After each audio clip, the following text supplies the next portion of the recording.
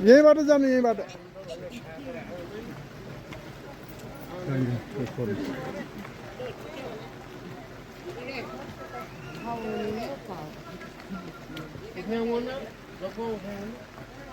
Tuge was good, yeah.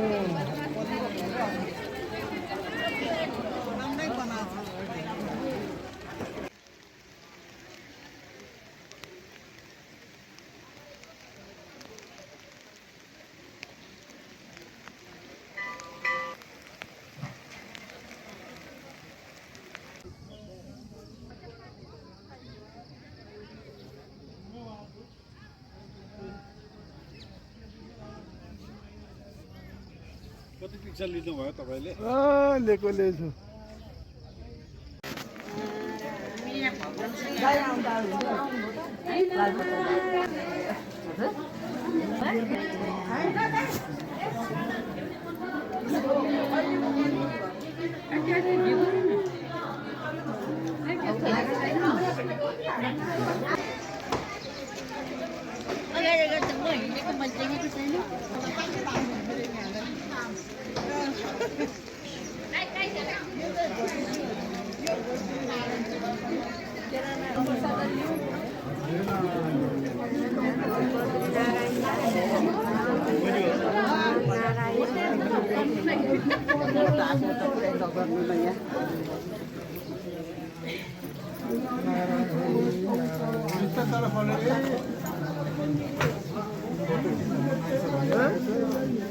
अझन जुत्ता लाएर आउनु भयो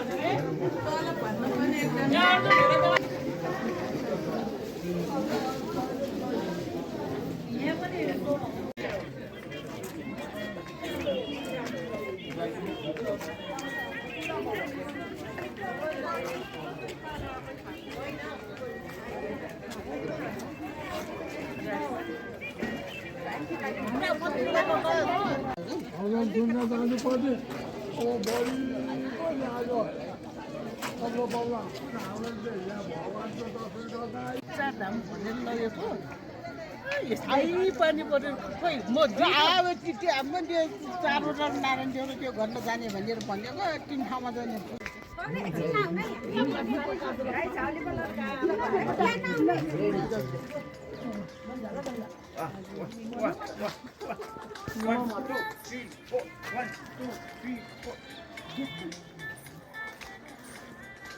बद्री नारायण भनेर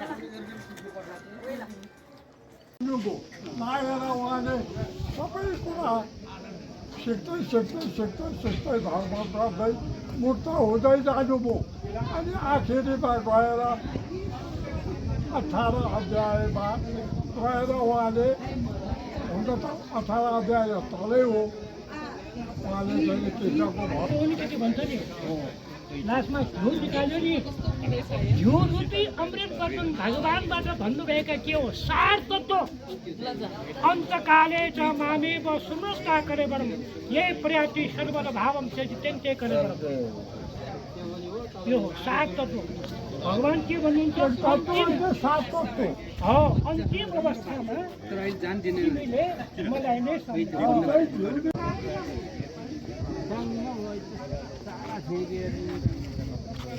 अहिले बाटो घाटो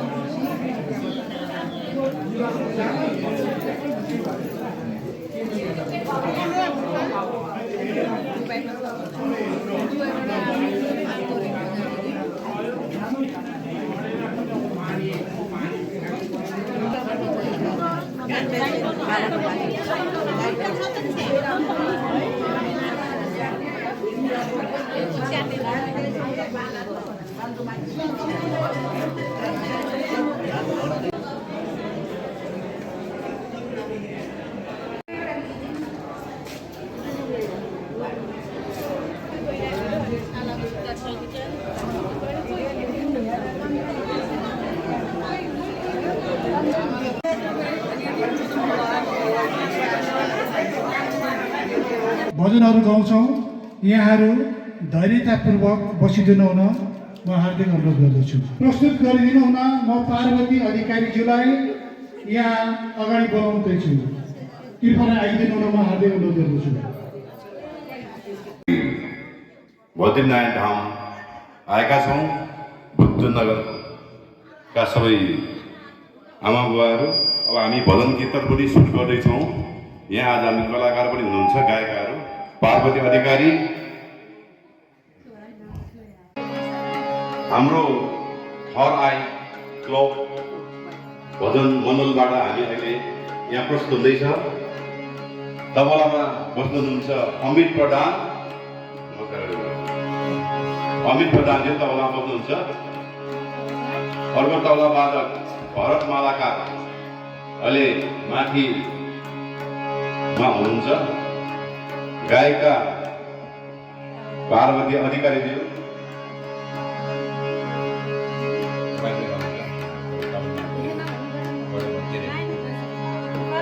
लक्ष्मी अधिकारी साथ दिनुहुन्छ उहाँलाई। त्यसै गरी अर्को गायिका ज्योति ढुवाज्यू हुनुहुन्छ, माथि चियामा हुनुहुन्छ उहाँहरू। लक्ष्मीश्वरी भैल, म स्वयं राजु पापी। अब आफ्नो नाम कसरी भनेर आफै लिनु पर्ने भयो।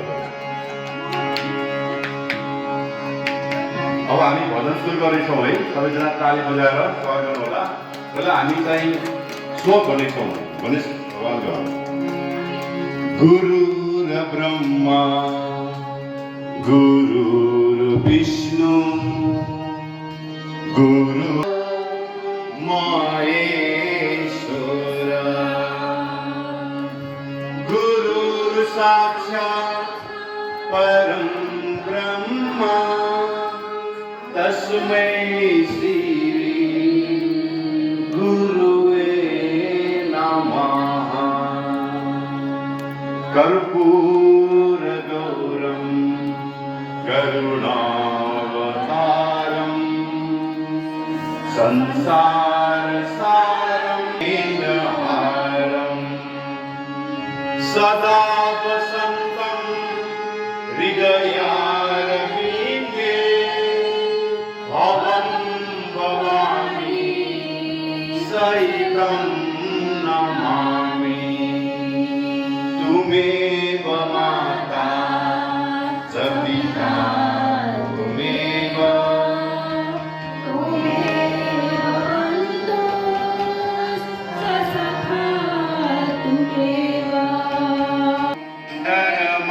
धर्मागवेति गोविन्द दामोदर मागवेति गोविन्द दामोदर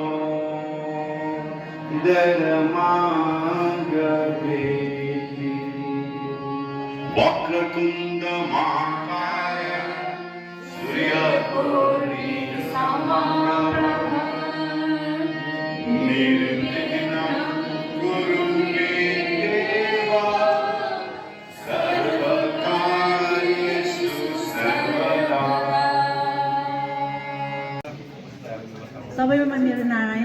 नमस्कार, म ईश्वरी श्रेष्ठ। आज 2083 साल जेठ 16 गते शनिबारको दिन वडा नम्बर 10बाट आयोजित ज्येष्ठ नागरिक तीर्थयात्रा भ्रमण कार्यक्रममा सञ्चालन गर्न पाउँदा मलाई धेरै खुसी लागेको छ। आज बद्रीनाथ धाममा ज्येष्ठ नागरिकहरूलाई भ्रमण गराउनु भएको छ। यसै गरी यस कार्यक्रम जुन कार्यक्रम सञ्चालन गर्दा पनि सभा अध्यक्षको आवश्यकता परेकोले यस कार्यक्रमको सभा अध्यक्ष श्री हाम्रो वडा नम्बर 10को वडा अध्यक्ष रामकुमार केसीज्यूलाई आसन ग्रहण गरिदिनु हुन अनुरोध गरेको छु।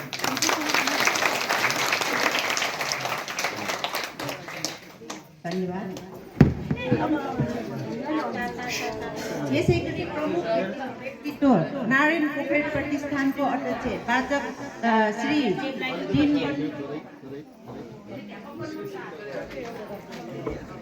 पोखरेलज्यूलाई पनि आसन ग्रहण गरिदिनु हुन अनुरोध गर्छु। साथै गुरुआमा पनि पाल्नु भएको रहेछ, उहाँले पनि आसन गरिदिनु हुन अनुरोध गर्दछु।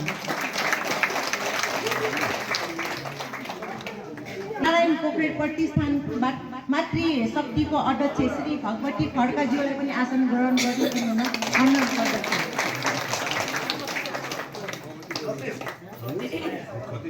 हाम्रो वडा नम्बर 10को वडा सदस्य श्री सतीश तन्डुराजी पनि आउनु भएको छ, उहाँले पनि आसन ग्रहण गरिदिनु हुन अनुरोध गर्दछु।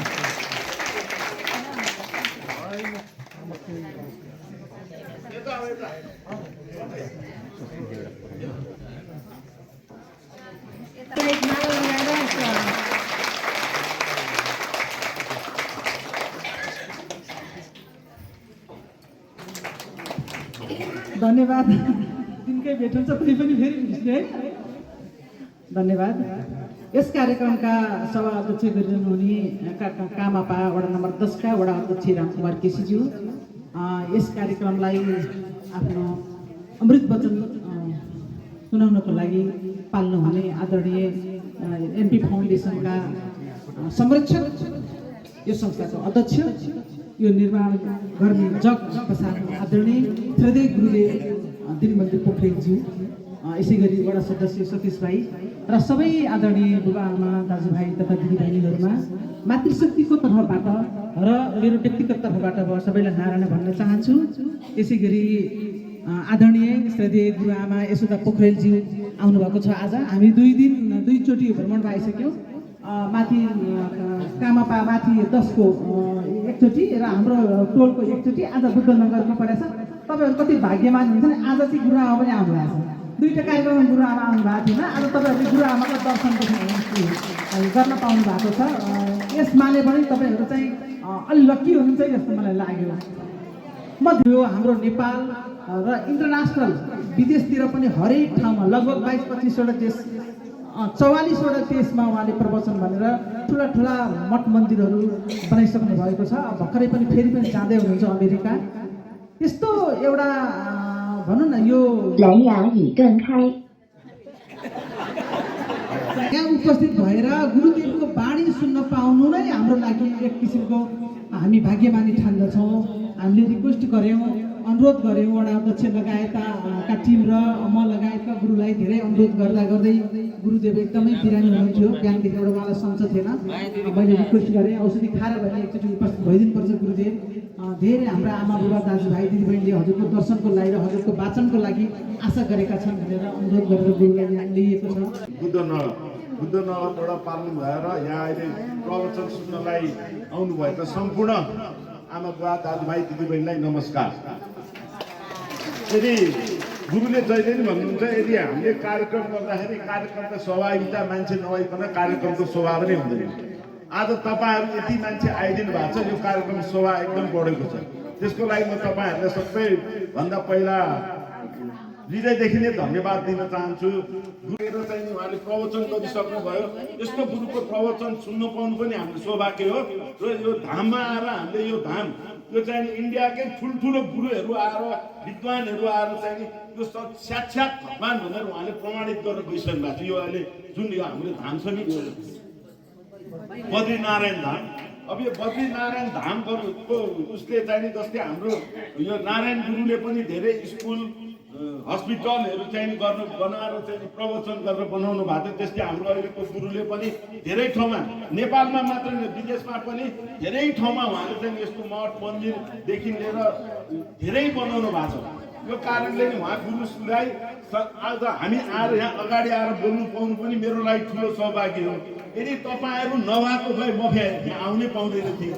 तपाईँहरूलाई ल्याउनु पनि ल्याउने म यहाँ आउनु पाएँ। यसको लागि पनि तपाईँहरूलाई हृदयदेखि नै धन्यवाद दिन चाहन्छु।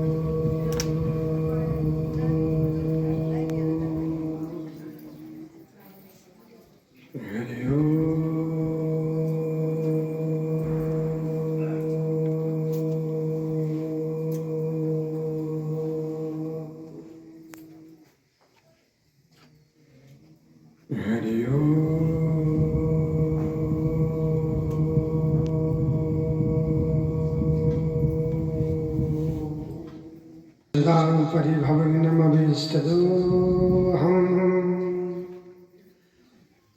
तीर्थस्य पदं शिवगिरिं चिनुतं शरण्यम् प्रत्यार्थिं प्रणतपालभवाब्धिपूतम् वन्दे महापुरुषते शरणारविन्दम् त्यक्त्वा सुदुष्टस्य तथा लक्ष्मीं धादिमिष्टादिवचसा यदगहरण्यम् छलशनमुखाय वण्डेश्वरदेव कवलवित्रविशालवेणो लक्ष्मणश्री मध्यपदे पशुपङ्गजाय सज्जनको वैदिक सत्य सनातन धर्मको बद्रीनारायण भगवानको पशुपतिनाथ भगवानको बुद्ध भगवानको तीर्थमयी नेपाल जननीको समस्त आयोजक परिवारको ज्ञानदाता गुरुव्यासको समस्त भक्त सज्जनको आजको आनन्दको जय जय श्री राधे। हर हर हर सबैले हातमाथि गर्नुहोस्। हर हर हर महादेव शम्भो।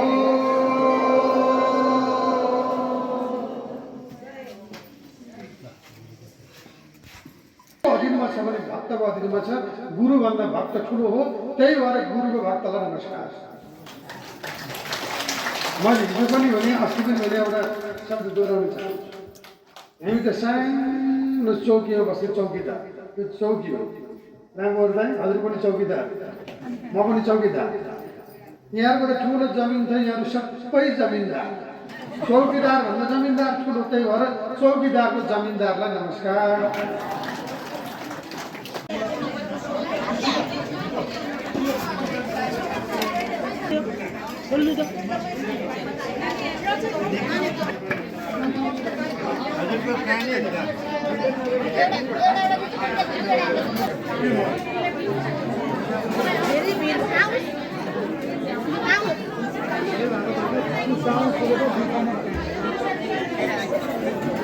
पानी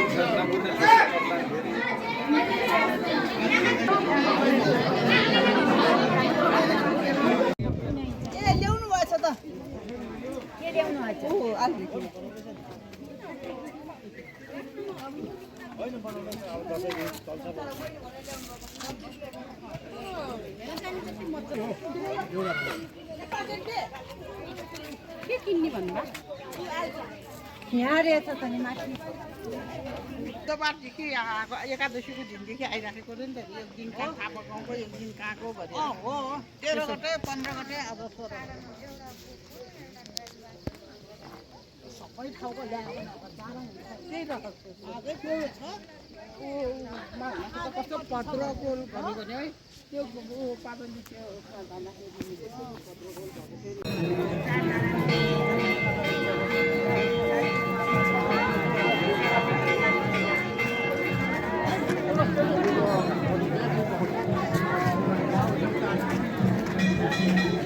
पानी खाओ